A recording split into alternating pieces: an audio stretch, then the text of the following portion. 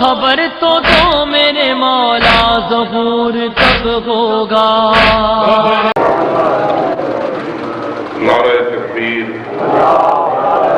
نعرہ رسالت، نعرہ حیدری، نعرہ صلوات.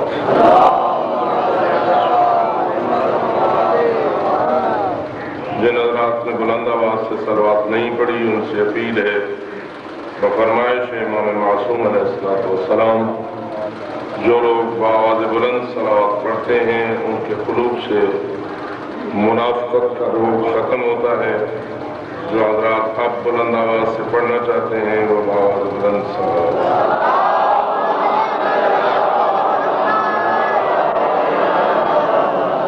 تھوڑا سا محسوس ہوتا ہے کہ جتنے ہمارے برادران علماء کے زیادہ قریب آتے جاتے ہیں اتنی ان کی صلوات آہستہ ہوتی چلی جاتی ہے.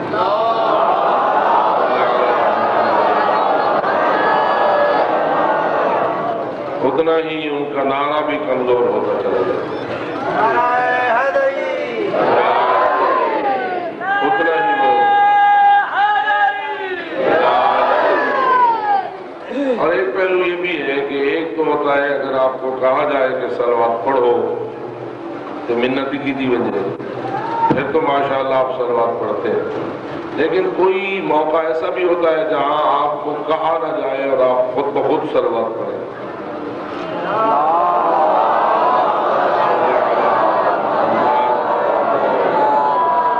آخر آپ علماء کو سنتے سنتے بوڑھے ہو گئے ہیں. میرا آپ سے ایک سوال ہے، وہ کون سا موقع ہوتا ہے جہاں صلوات پڑھوانے والا نہ پڑھائے اور آپ خود بخود صلوات پڑھیں؟ یہ ابھی میں صلوات پڑھانے کی بات نہیں کر رہا، میں سوال کر رہا ہوں. آپ کے ذہن میں کوئی ایسا موقع ہے جہاں کوئی نہ کہے کہ صلوات پڑھو آپ خود بخود پڑھیں، وہ موقع کون سا ہے؟ من ابخل الناس. معصوم سے یہ پوچھا گیا کہ لوگوں میں سے سب سے بڑا کنجوس کون ہے؟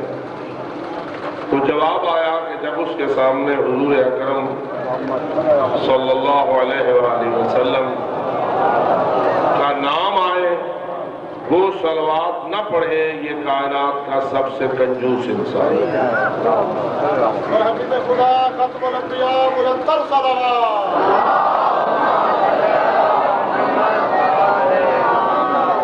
مثلا جب کوئی مؤذن اذان دے رہا ہوتا ہے وہ کہہ رہا ہوتا ہے اشہد ان محمد رسول اللہ، تو آپ کا فریضہ کیا ہے؟ آپ کیا کریں؟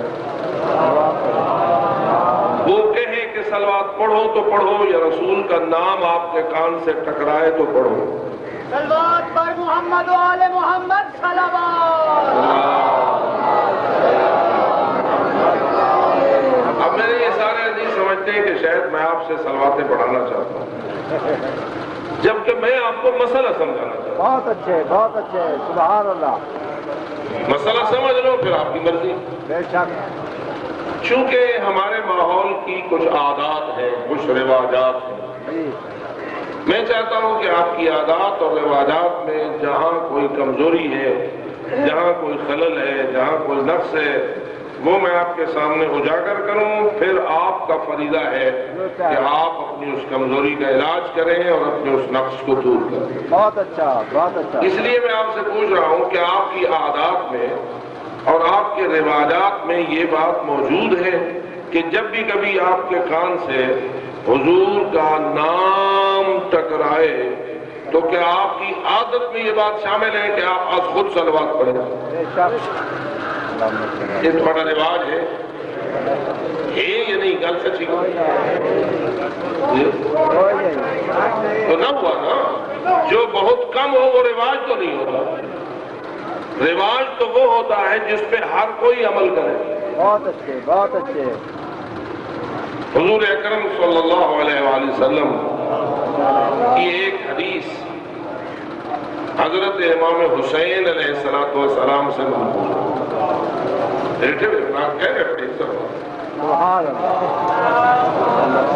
اور میں آنکھ میں صلوات پڑھو تو پڑھ سو کہ میں امام حسین علیہ السلام کا نام چاہے تو چپ کر کے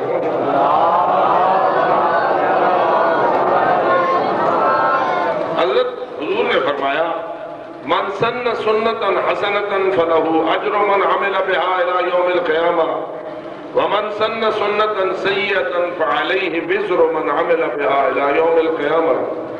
جو بندہ کسی اچھی بات اور نیکی کی سنت قائم کرے گا، یعنی اس اچھائی کا اپنے ماحول میں رواج ڈالے گا اور لوگ اس کی وجہ سے اس نیکی پر عمل کرنے میں رواج کی شکل میں آ جائیں گے اور رائج ہو جائے گا وہ نیکی کا سلسلہ. تو حضور نے فرمایا کہ قیامت تک جتنے لوگ اس نیکی پر عمل کرتے رہیں گے، ان تمام کے اجر کے برابر اجر اس بانی کو ملتا رہے گا. تو کیا خیال ہے، کوئی رواج یوں قائم کرنے چاہیے یا نہیں؟ بہت ساری نیکیاں ہیں جو آپ کے ماحول میں رائج نہیں ہیں. مثلا ایک مثال دیتا ہوں، آپ میں سے جن لوگوں نے ایران و عراق کی زیارات کی ہیں، وہاں بھی آپ کے ہم مذہب شیعہ رہتے ہیں یا نہیں؟ ایران میں آپ کے ہم مذہب شیعہ اثنا شریعہ ہیں، عراق میں ہیں، لبنان میں. کم از کم یہ 3 ملک ایسے ہیں جن میں بہت ساری آبادی شیعہ نے اہل بیت. ہم وہاں رہے، پڑھا ہے، حوضے میں کافی عرصہ ہمیں پڑھنے کا موقع ملا ہے، آتے جاتے بھی رہتے ہیں. میں نے ان لوگوں میں ایک بات دیکھی ہے، ایرانیوں میں بھی عراقیوں میں بھی، کیا کہ جب فرض کیجئے مؤذن اذان دے رہا ہوتا ہے یا اقامت والا اقامت کہہ رہا ہوتا ہے، جو ہی وہ کہتا ہے اشہد ان محمد الرسول اللہ، پورا مجمع بآواز بلند از خود صلوات پڑھتا ہے. پتہ نہیں گل سمجھنے پہ ہوئی نہیں. وہ کہتا ہے اشہد ان محمد رسول اللہ. عوام کو کہنا نہیں پڑتا پڑھو صلوات، اونچی آواز نال پڑھو، کہنے کی ضرورت نہیں پڑتی. جو ہی ان کے کان پہ یہ شہادت رسول کا کلمہ یعنی رسول کا نام ان کے کان پہ آتی ہے، اس کی آواز خود بخود وہ بآواز بلند صلوات پڑھتے ہیں. کیا خیال ہے، یہ اچھا رواج ہے یا نہیں؟ جی پاک پیغمبر کے نام آج صلوات پڑھنی چاہیے یا نہیں؟ پہلے تو صلاح دو کتنا قوم میں یا جنگ میں ہر جاتے. میں نے دیکھا ہے آپ کی اسی مسجد میں ابھی اذانیں بھی ہوئی ہیں، اقامتیں بھی ہوئی ہیں. بہت اچھے. اسی مسجد میں ابھی میں خود آپ کے ساتھ شامل رہا ہوں، نماز جمعہ بھی ہوئی ہے، اس کی اذان و اقامت بھی ہوئی ہے، پھر نماز ظہر بھی پڑھی گئی ہے، چلو وہ تو اپنے طور پر پڑھی گئی ہے، پھر نماز عصر کی اقامت ہوئی ہے. کیا ان اقامتوں میں 2 مرتبہ اشہد ان محمد رسول اللہ صلی اللہ علیہ وآلہ وسلم کی صدا بلند کی ہے اس نے یا نہیں؟ آپ میں سے کس کس نے صلوات پڑھی ہے؟ بس سارے کنجوس اکٹھے ہو گئے. معصوم کی نگاہ کے مطابق سب کائنات سے بڑے کنجوس اگر اس مسجد میں جمع ہو جائیں تو بتاؤ رحمت کتنی آئے گی؟ تو اس لیے کچھ اپنی اصلاح کرو اور رواجات ایسے رائج کرو. یہ میں نہیں کہتا ہوں کہ واجب ہے، مستحب ہے، لیکن مستحبات کا رواج واجبات کی پابندی سکھاتا ہے. جس ماحول میں اور جس معاشرے میں مستحبات کو چھوڑ دیا جائے گا، آہستہ آہستہ مستحبات کا ترک کرنا لوگوں کو واجبات کے چھوڑنے کی طرف لے جائے گا. اور جو معاشرہ مکروہات کو کرنے کا عادی ہوتا ہے، آہستہ آہستہ مکروہات پر ان کی جرأت ان کے حرام کام پر بھی جرأت کا باعث بنتی ہے. میں دیکھ رہا ہوں ہمارے بہت سارے طلبہ، معذرت کے ساتھ مجھے یہ کہنا چاہیے، وہ خود آذان یا اقامت کہتے ہیں صلی اللہ علیہ وآلہ وسلم، نہ آہستہ سے کہتے ہیں نہ بلند آواز سے. بہت اچھا، بہت اچھا. اشہد ان محمد رسول اللہ، اشہد ان محمد رسول اللہ صلی اللہ علیہ وآلہ وسلم کہنا ان کے لیے مصیبت بنا ہوا ہے. بھائی اس مستحب کو تم کیوں چھوڑتے ہو؟ بہت اچھا سبحان اللہ سبحان اللہ مرحبا چلو وہ تو گل تھی تھوڑا پروگرام کیا ہے بر محمد و آل محمد بلند کر صلوات اب مجلس تو ہو رہی ہے ماشاءاللہ مختلف مقررین خطبہ علماء تشریف لا رہے ہیں پڑھتے رہیں گے میں تو ختم طالب علم ہوں لیکن آپ ذرا دیکھتے رہنا کتنی مرتبہ حضور اکرم کا نام ان کی زبان پر آئے گا لیکن یہ تھوڑی ہے بندہ ناک سی صلوات او تھوڑی تسان نہیں پڑھنی تو رواج ڈالو نا اس لیے میں آپ کی خدمت میں عرض کر رہا ہوں آئندہ آہستہ آہستہ عادت ڈالو کہ جو ہی معصومین علیہ السلام میں سے کسی کا اسم گرامی آپ کے سامنے لیا جائے تو اونچی یا آہستہ صلوات پڑھنے میں بخل سے کام نہ لو اور اگر اونچی آواز سے صلوات پڑھو تو امام علیہ السلام فرماتے ہیں بلند آواز سے صلوات پڑھنا منافقت کو ختم کرتا ہے تھوڑے کو تو منافقت تھی کوئی نہ ویسے کیا خیال ہے شیطان کیا چاہتا ہے آپ مومن رہیں یا منافق بن جائیں دوستو شیطان کی کوشش کیا ہے ہر مومن کو وہ منافق بنانا چاہتا ہے یا پکا مومن بنانا چاہتا ہے اس کی چال تو یہی ہے اب معصوم فرماتے ہیں اگر شیطان کی اس کوشش کو ناکام کرنا چاہتے ہو تو حضور کے نام پر زیادہ سے زیادہ صلوات پڑھنے کی عادت ڈالو تاکہ شیطان کے سامنے یہ صلوات دیوار بن جائے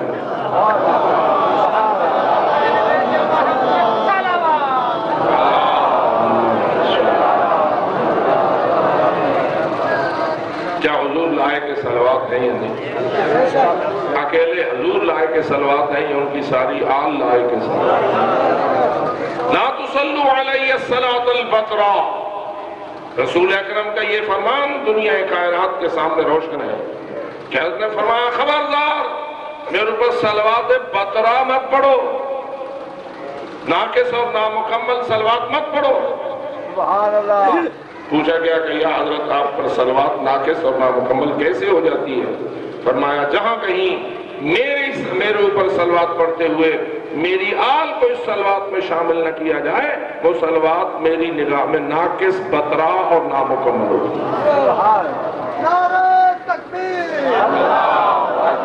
نعرہ رسالہ یا رسول اللہ نعرہ حیدری یا براسیت و سلامتی علماء کا بلند تر صلوات اللہم صلی علی محمد وآل محمد ایک طریقہ ہے ہمارے پڑھنے والوں کے درمیان وہ آپ تو پڑھتے ہیں نا اللہم صلی علی محمد وآل محمد وہ جب نام لیتے ہیں جو سمجھدار ہیں وہ پڑھتے ہیں صلی اللہ علیہ وآلہ وسلم سمجھ رہا ہوں یہ بھی صلوات ہے ایک ہے اللہم صلی علی محمد وآلہ محمد اور ایک ہے صلی اللہ علیہ وآلہ وسلم کیا خیال ہے یہ بھی صلوات ہے یا نہیں باواد بلند صلوات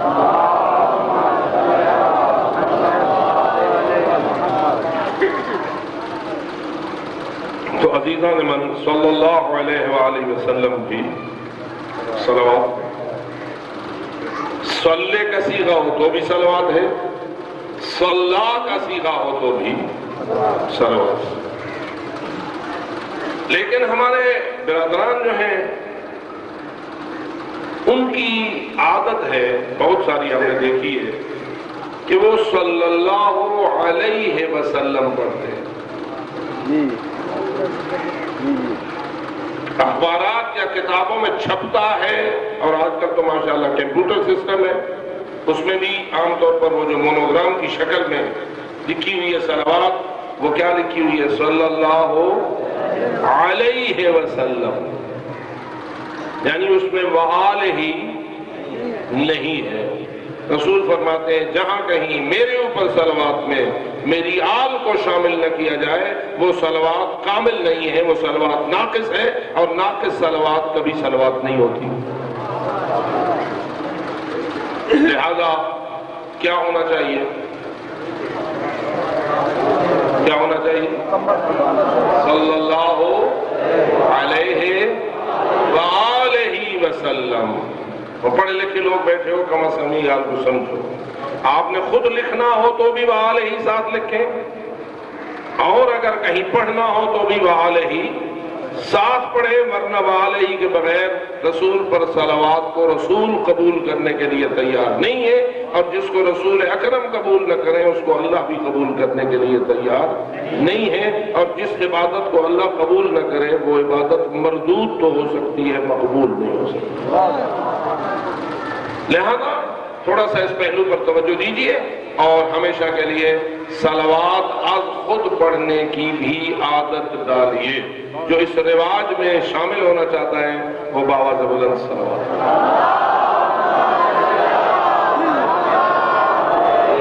کیا خیال ہے، یہ فقط مجلس میں ہونا چاہیے یا گھروں میں بھی ہونا چاہیے؟ ہاں، ایک گھر میں جب آپ آپس میں بات کرو اور رسول اکرم کا نام آئے، شوہر بات کرے تو بیوی کو صلوات پڑھنی چاہیے یا نہیں؟ بیوی نام لے تو شوہر کو صلوات پڑھنی چاہیے یا نہیں؟ ماں نام لے تو اولاد کو صلوات پڑھنی چاہیے یا نہیں؟ بھائی نام لے تو بہن کو صلوات پڑھنی چاہیے یا نہیں؟ کیا خیال ہے؟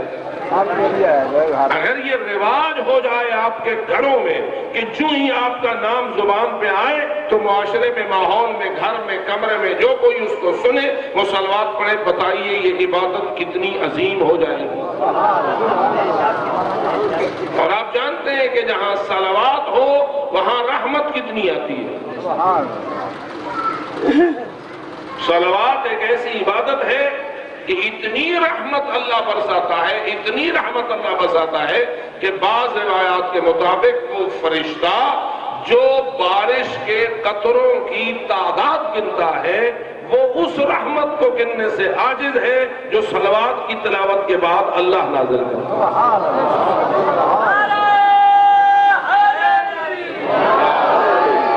پروگرام کوئی رحمت گھنن ہے یا کوئی نہیں؟ اور محمد و آل محمد بلندتر صلوات.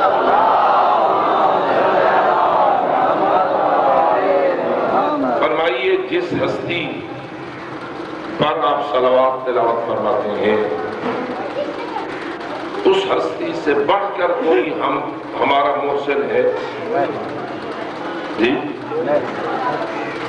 یا اس کی مثل بھی ہمارا کوئی محسن ہے؟ تو اللہ کے بعد سب سے بڑے محسنوں پر باواز بلند صلوات کریں.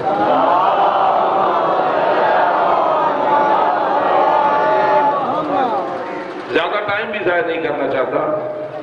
جب رب کریم کے بعد سب سے بڑی محسن ہستیاں محمد ہو، کہنے میں بڑی کسر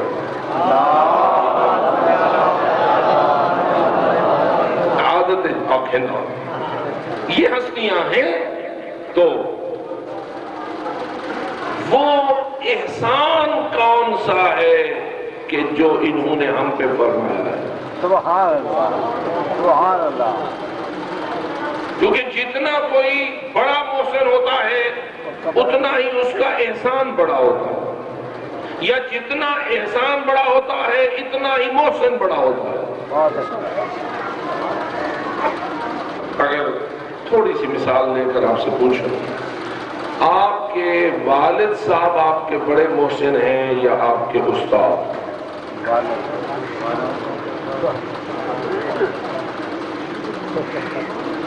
میں آپ کا کہنے والا نام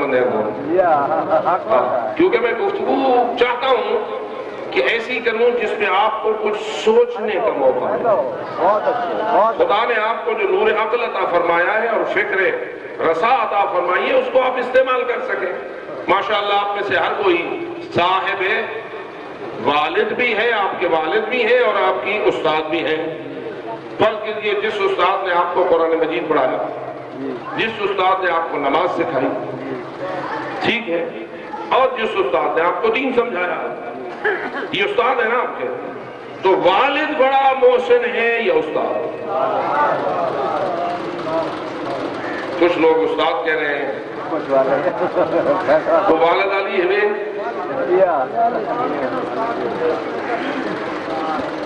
اب تھوڑا سا آپ پریشان ہو رہے ہیں، ٹھیک ہوں آپ ہوں؟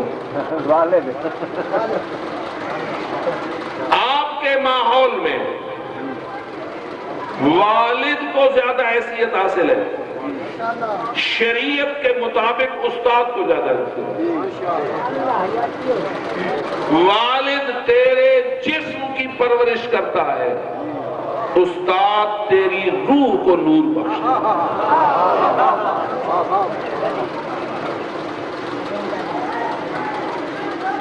استاد روح، میں عام استاد کی بات نہیں کر رہا، میں نے اس لیے مثال بھی دے دی، جس نے تجھے دین سکھایا، جس نے تجھے قرآن پڑھایا، جس نے تجھے نماز سکھائی، جس نے تجھے حلال و حرام کی تمیز سکھائی، جس نے تجھے یہ بتایا کہ رب کون ہے، خدا کون ہے، نبی کون ہے، امام کون ہے، تو کیوں اس دنیا پہ آیا ہے، تیری زندگی کا مقصد کیا ہے۔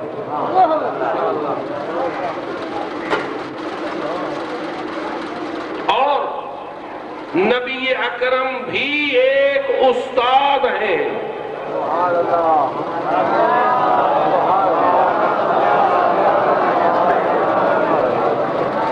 یعلمہم الکتاب والحکمہ،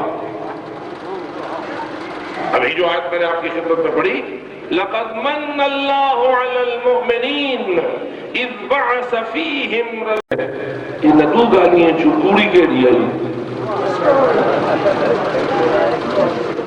لشکر بہت اللہ یہ بھی فیصلہ ذرا سوچ کے کریں بھائی، وہ لشکر والا بڑا کوڑا ہاں یا سپہ سالار بڑا کوڑا یا لشکر بڑا کوڑا، میں دادا کیوں زیادہ ہی پریشان ہے، وہ سچے ہیں باوز بلند سلوہ۔ بہرحال مشہور تو آپ کے ہاں یہ کر دیا گیا ہے کہ 40 دن تک یہ سلسلہ چلتا رہا، لیکن جو کچھ کتب تاریخ میں ہم نے پڑھا ہے وہ 20 اور 30 کے درمیان ہے۔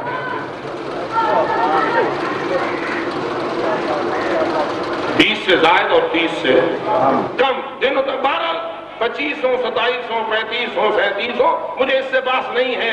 اتنا لمبا عرصہ معاملہ چلتا رہا، قلعہ خموس فتح نہ ہوا، بالآخر رسول اکرم منتظر تھے۔ ایک دن رسول اکرم نے یہ فرمایا، اب میرا پکا پروگرام بن گیا ہے کہ کل میں نے جھنڈا اس کو دینا ہے جو مرد ہے،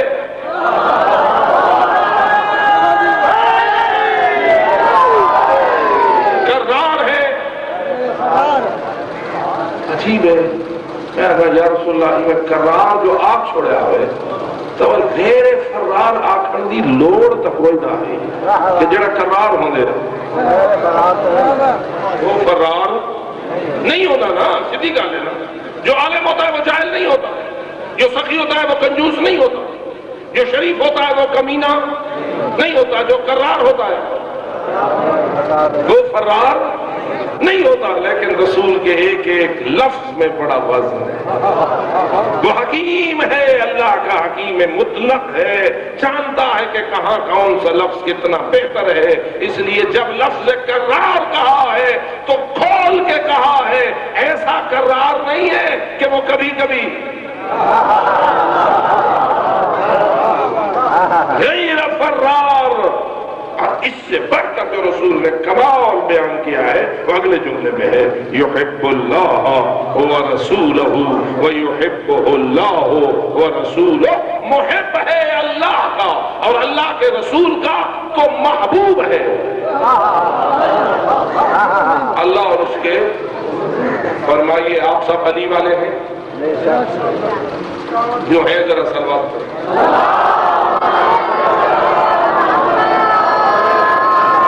علی کی حکومت آپ پر کہاں کہاں ہے؟ من کنت مولا ہو فہذا علی مولا۔ غدیر کا جملہ اس طرح ہے کہ رسول اکرم نے پہلے کہا تھا، الست اولی بکم من انفسکم، کیا تمہارے نفوس پر، تمہاری جانوں پر، تمہارے اپنے حق سے میرا حق زیادہ ہے یا نہیں؟ یہ پوچھ رہے تھے رسول کن سے؟ جو میدان غدیر میں تھے۔ آپ سے اگر پوچھا جائے تو کیا خیال ہے؟ अलस्तु औला बिकुम मिन अनफुसिकुम, रसूल अकरम आपसे ये सवाल करें कि तुम पर मेरा हक तुम्हारे अपने हक से भी ज्यादा है या नहीं? रसूल आपसे पूछ सकते हैं? या यूं कह देता हूं, आप मैदान गदीर में किसी तरह से थे, बहुत सारे लोग परेशान हो गए, तो कहना आते होंगे तुम लोग एक हदीस नाजुल बलागा की सुन लो, शायद आपको समझ आ जाए कि आप गदीर में थे। कैसे?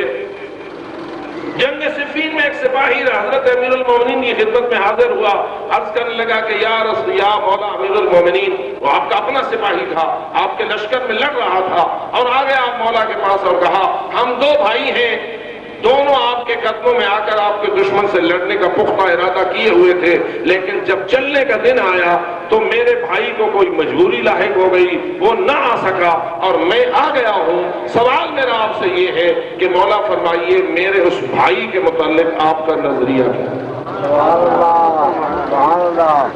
क्या समझ आ गई? आप अमीरुल मोमिनीन ने फौरन जवाब न दिया, बल्कि फरमाया ये बता तेरा वो भाई इस जंग में मुझे हक पर मानता है? बहुत अच्छा।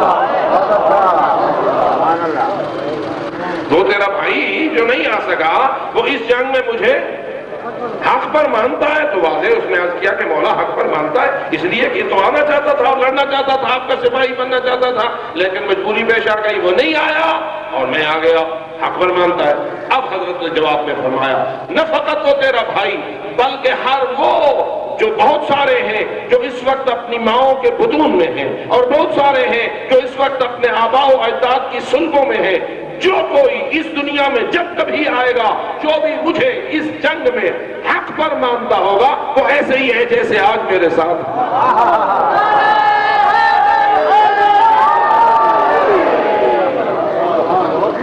शायद इस फलसफे के तहत आप गदीर में भी हो, अगर गदीर वाले ऐलान को मानते हो उसका मतलब है आप गदीर में हैं, नहीं मानते तो नहीं है, मनेंगे हो या नहीं मनेंगे? जो मानता है जितना मानता है उतना ऊंचा नारे हैदरी, शुक्र है। तो मानते हो ना सारे? क्या मानते हो?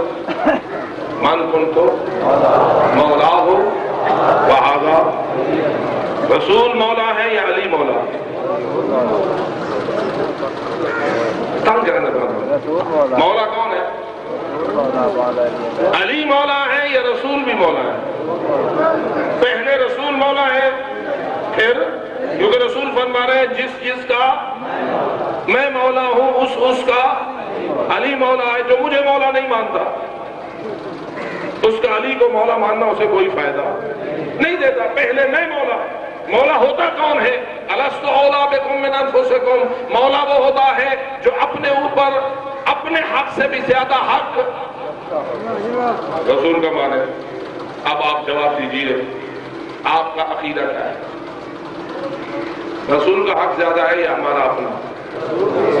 हमारी इस अपनी जान पर सर से लेके पांव तक ये जो हमारा बदन है इस पर मेरा अपना हक ज्यादा है या रसूल पाक? आप में से हर एक का यही अकीदा है? एक तकितुल रसूल हक है साढ़े जिसम रसूल हक है या कहीं कहीं जाते हैं तो कहीं कहीं जाते नहीं? सोच लो और बात नाराज न थे। ये सर से लेके पाँव के नाखून तक रसूल का हक ज्यादा है हमारे अपने हक से। पक्की गाल, बिल्कुल पक्की गाल। जो मानता है एक मरतबा सलवात से गवाही।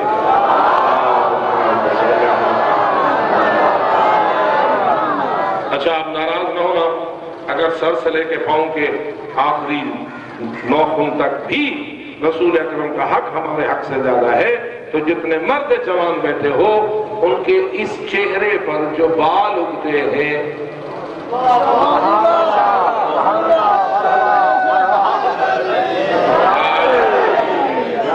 ये बाल मर्दा दे उगते नहीं औरत दे मर्दों के हो।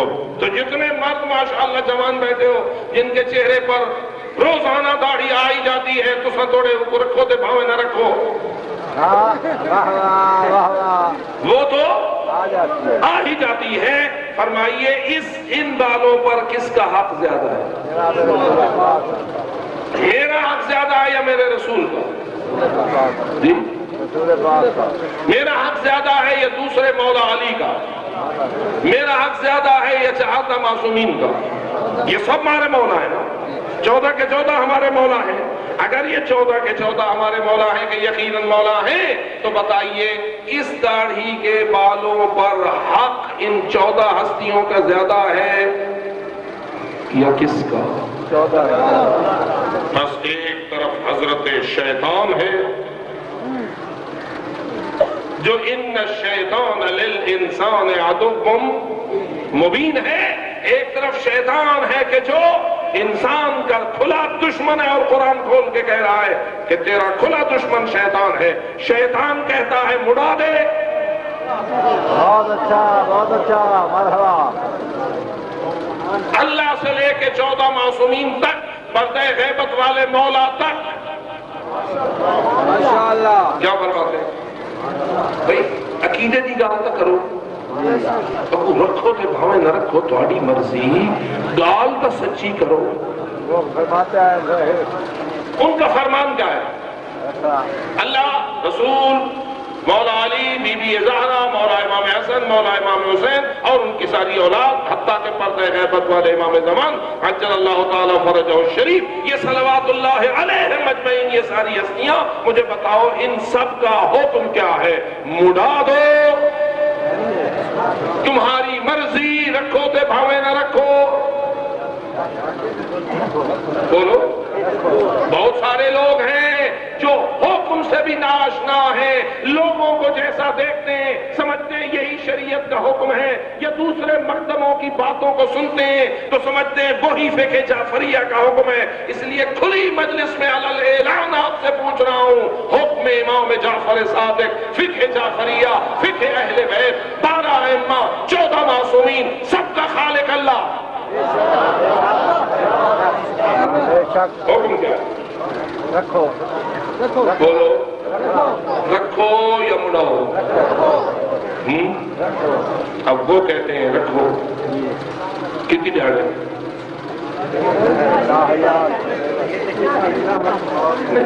نہیں تو اجازت دے دے ہو سکے تھوڑے عید والے دہاڑے تو دے ہو سکے. عید والے دہاڑے تو چھاتے بندے اج سونے کپڑے ہی پاونے تے سونا ہی بننا ہے تے انگریزاں نزدیک سونا ہوندا ہوئے جیدی داڑھی منی ہوئے، رسول کے نزدیک وہ فوڑا ہوتا ہے.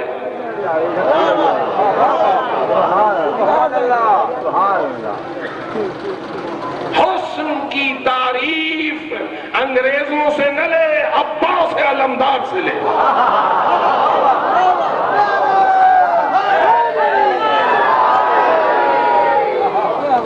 چہرہ خوبصورت مرد کا کب ہوتا ہے یہ پوچھنا ہے تو کسی اوباما سے نہ پوچھ، کسی انگریز اور کسی فرانسیسی سے نہ پوچھ، کسی ہندو سے نہ پوچھ، کسی اور خبیث سے نہ پوچھ. پوچھنا ہے تو علی اکبر سے پوچھ، عباس علمدار سے پوچھ، حسن مجتبی سے پوچھ، حسین سید الشہداء صلوات اللہ علیہ مجمعین سے پوچھ. حیران ہوتا ہوں، روایتیں تو یہ کہتی ہیں جب نو کے سنا پہ کٹا ہوا سر مولا حسین کا سوار تھا اور تو داڑھی کو خون لگا ہوا تھا اور ہوا چلتی تھی تو رسول کے بیٹے کی ریش حرکت میں نظر آتی.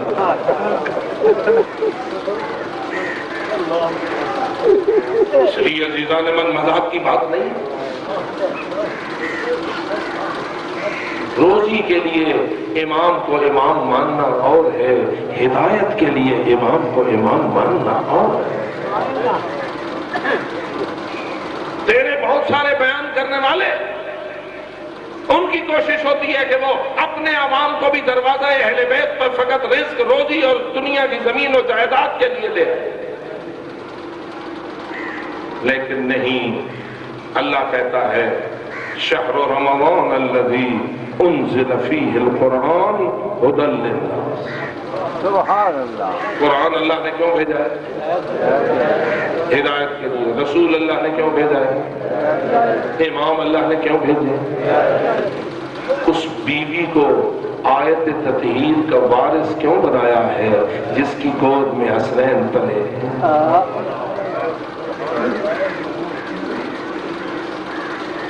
ان باتوں کو سمجھ اور پھر اپنے مقام پر بیٹھ کر خود غور کر.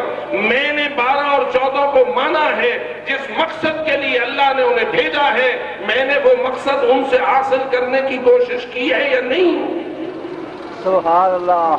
اس لیے میں واضح طور پر کہتا ہوں یا علی مدد بے شک جائز ہے تیرے لیے. رزق کے لیے مولا کی مدد مانگ, صحت کے لیے مولا کی مدد مانگ, اپنی شفا کے لیے مولا کی مدد مانگ, اپنی اولاد کے لیے مولا کی مدد مانگ. سب جائز ہے, لیکن یہ مددیں اتنی بلند نہیں جتنی ہدایت اور نجات کے لیے یا علی مدد ہے. اور میں کہہ دیا کرتا ہوں وہ جو پہلی مثالیں میں نے تجھے دی ہیں, رزق ہے, اولاد ہے, شفا ہے اور اس قسم کے دیگر مشکلات ہیں, اس میں تو یا علی مدد کا قائل اہل سنت بریلوی بھی ہے. ماشاءاللہ آپ جہاں رہتے ہیں بہت سارے دربار آپ کے پاس ہیں, وہ بریلویوں کے دربار ہیں. کیا خیال ہے اگر کوئی سلطان بہو کو جا کے وسیلہ ماننے کے لیے تیار ہے, کیا وہ مولا علی کو وسیلہ نہیں مان سکتا؟ سلطان بہو آیا افضل مانتا ہے یا مولا علی کو اہل سنت؟ یہی ہے نا. محمد رسول کے اپنے کتب والے لکھتے ہیں کہ قطب الاولیاء ہے علی. کسی ولی کو ولایت نہیں ملتی جب تک کہ علی کی چوکھٹ پہ نہ جھکے. سلطان بہو سلطان بن نہیں سکتا جب تک کہ وہ علی کی غلامی کا طوق نہ پہنے.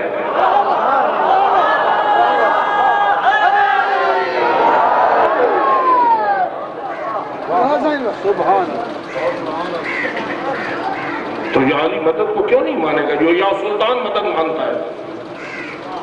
جو سلطان بہو سے مدد مانگتا ہے وہ اس کے سردار قطب الاولیاء علی سے کیوں نہیں مدد مانگے گا؟ سلطان بہو کے لیے یہ آیت نازل نہیں ہوئی انما ولیکم اللہ ورسولہ والذین آمنوا الذین یقیمون الصلاۃ ویؤتون الزکاۃ وہم راکعون. سلطان بہو نے نہیں رکوع میں انگوٹھی دی, دینے والا ہے تو وہ حسنین کا بابا علی ہے.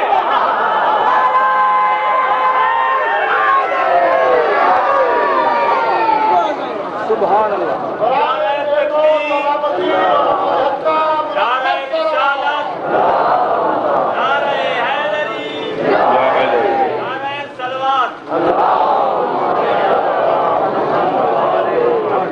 تو کیا خیال ہے اہل سنت یا علی مدد کا قائل ہے یا نہیں؟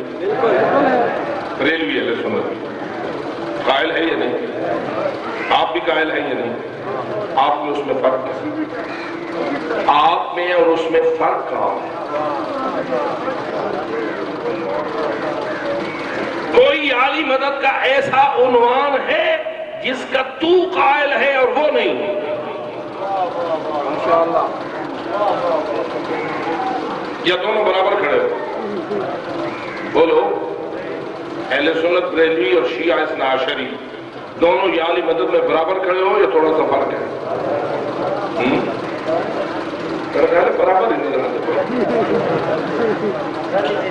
اور اگر نہیں ہو برابر تو ذرا اس نقطے کو ڈھونڈ, وہ کون سی یا علی مدد کی حیثیت ہے جس کا وہ قائل نہیں ہوا اور تو اس پہ ایمان لایا ہے. تو جواب یہ ہے کہ وہ یا علی مدد دین اور ہدایت میں نہیں لیتا علی سے مدد.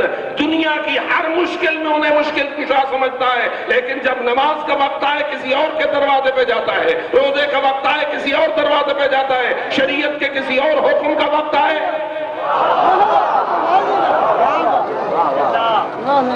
اس وقت وہ کسی اور سے مدد مانگتا ہے.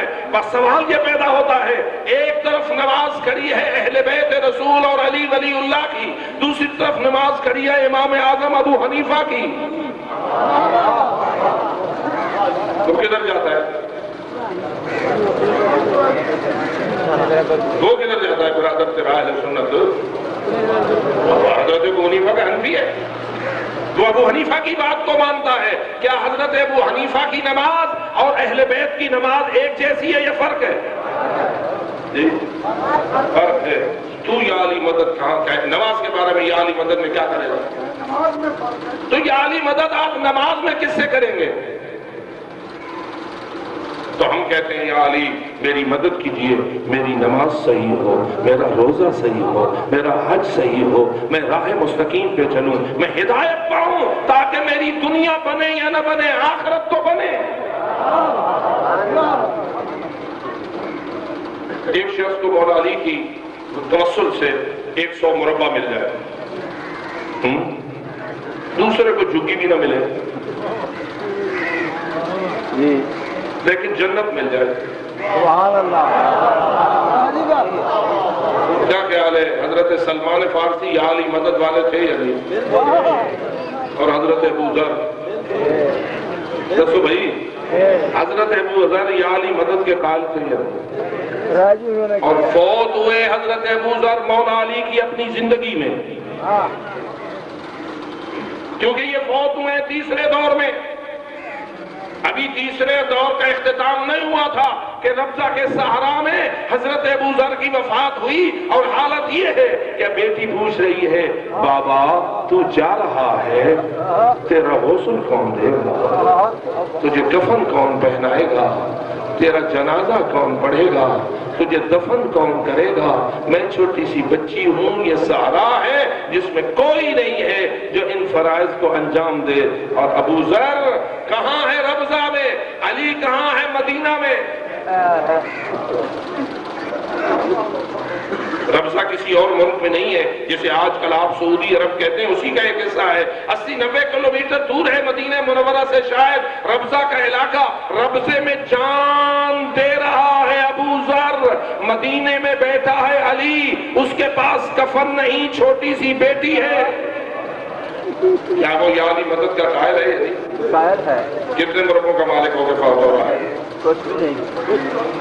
کتنے زر و جواہر کا مالک ہو کے فوت ہو رہا ہے؟ کیا علی والا ہے یا نہیں؟ علی کے دروازے سے اسے کچھ ملا ہے یا نہ؟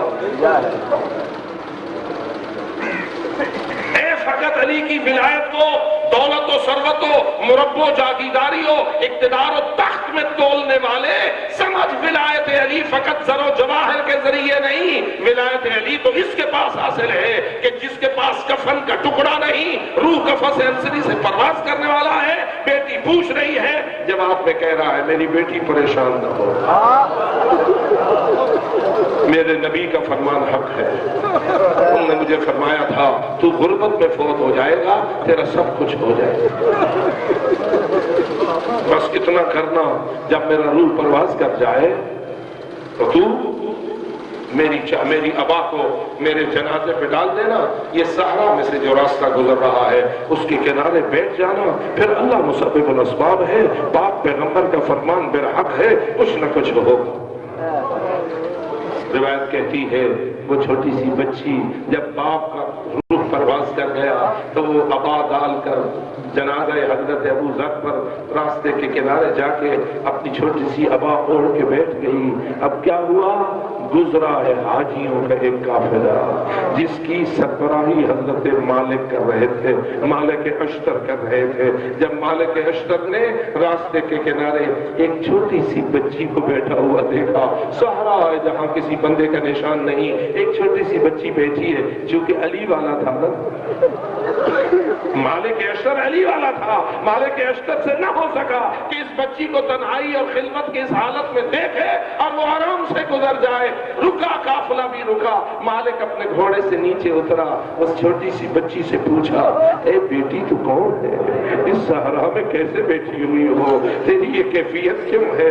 اس وقت وہ بچی رو کے کہنے لگی میں رسول کے صحابی ابو ذر کی بیٹی ہوں، میرا بابا وہ فوت ہو گیا ہے، اس کا جنازہ وہاں پڑا ہوا ہے، میرے پاس کوئی وسیلہ نہیں ہے، اس کی تجہیز و تکفین و تدفین کا کیا ہو؟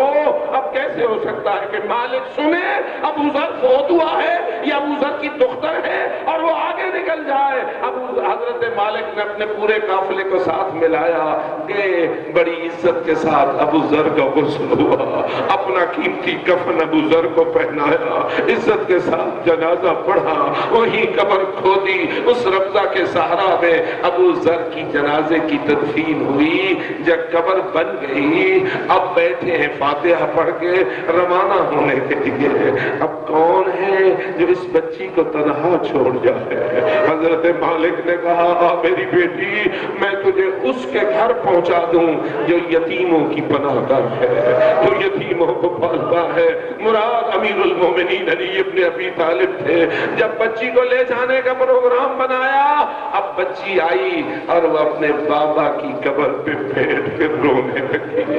عزادارو جب اس نے رونا شروع کیا اب ذرا کچھ جائزہ لو، سفر تو تھا ان لوگوں کا لیکن مالک نے اپنے ساتھیوں کو کہا جلدی نہ کرو، بچی اپنے باپ سے آخری الوداع ہونا چاہتی ہے، جتنا دیر چاہے لگائے ہمیں اتنا انتظار کرنا چاہیے۔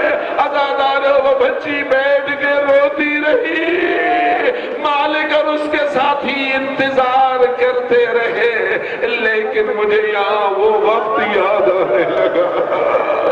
ہائے ہائے سکینہ، ہائے دختر امام مظلوم سکینہ، تیرا تو بابا ایسے ماحول میں مارا گیا جہاں صحرا کی تنہائیاں نہ تھی بلکہ بھرا مسلمانوں کا قوم کا علاقہ تھا، بیویاں بھی موجود تھی، لیکن صورتحال کیا ہے؟ کیا سکینہ کو جی بھر کر اپنی باپ کے لاشے پہ رونے کی اجازت دی گئی؟ کیا سکینہ کو مولا کے جنازے پر جی بھر کر رونے کی اجازت دی گئی؟ اور اگر نہیں دی گئی تو ذرا مجھے بتا وہ وقت کتنا سخت ہوگا جب سکینہ کے چہرے پہ تماچے مار کر بابا کے لاشے سے اسے جدا کیا گیا ہوگا۔ دھوپ پہ مولا کا لاشا پڑا رہا، سکینہ مڑ مڑ کے دیکھتی رہی، دھوپ پہ جنازہ پڑا رہا، اور اے کاش کے جنازہ تو ہم کہتے ہیں، کیا اسے جنازہ کہتے ہیں جس کا سر کٹ کے چلا گیا ہو، جس کا سینہ پشت کے ساتھ ایک ہو گیا ہو، اور میں نے یہ کہہ رہی ہوں او محمد صلی اللہ علیہ ملیک السماء وہذا حسین مرمل بالدماء۔ عزادارو مجھے اتنی سمجھ نہیں آتی، یہ کسی بیٹی سے پوچھ لینا اگر تیرے باپ سے تجھے جدا کیا جائے تو بتا تیرے قلب کی تاثیر کیا ہوگی۔ بس اتنا کہہ کے مجلس کو ختم کروں، ہماری رسم ہے اگر کسی بیٹی کا باپ فوت ہو جائے اور وہ بیٹی دور بیاہی ہوئی ہو پیغام بھیجا جاتا ہے تیرا نہ کرنا۔ آزادارو بس اتنا بتاؤ کسی مرحوم کے لیے بیٹی کا انتظار کرنا کچھ اور ہے اور کسی جنازے سے بیٹیوں کو تماچے مار کر اور کھینچ کے ہاتھوں میں رسیاں ڈال کر لے جانا یہ کچھ اور ہے۔ یہی وہ مصیبت ہے جس کا نام کربلا ہے، یہی وہ مصائب ہے جن کا نام مصائب اہل بیت ہے۔ لیکن یاد رکھو خاندان آل محمد نے یہ مصائب بے مقصد برداشت نہیں کیے، یہ مقصد تھا کہ آپ تک نور ہدایت کا پیغام پہنچے، شریعت محمدی کا حلال و حرام پہنچے، تزکیہ نفس کے نسخے پہنچے، اور اس طرح آپ لوگ اسی طرح تزکیہ نفس ہو جائے جس طرح کے رسول چاہتے ہیں اور جس طرح آل رسول چاہتے ہیں۔ خداوندہ ہمیں محمد و آل محمد علیہ السلام کی منشاؤں کے مطابق اپنے نفوس کے تزکیے میں کامیابی نصیب فرما، حلال و حرام کی پابندی نصیب فرما، اور جس طرح تیرا حکم ہے ایسے ہی زندگی گزارنے کی توفیق عطا فرما۔ الا لعنت اللہ علی القوم الظالمین وسيعلم الذين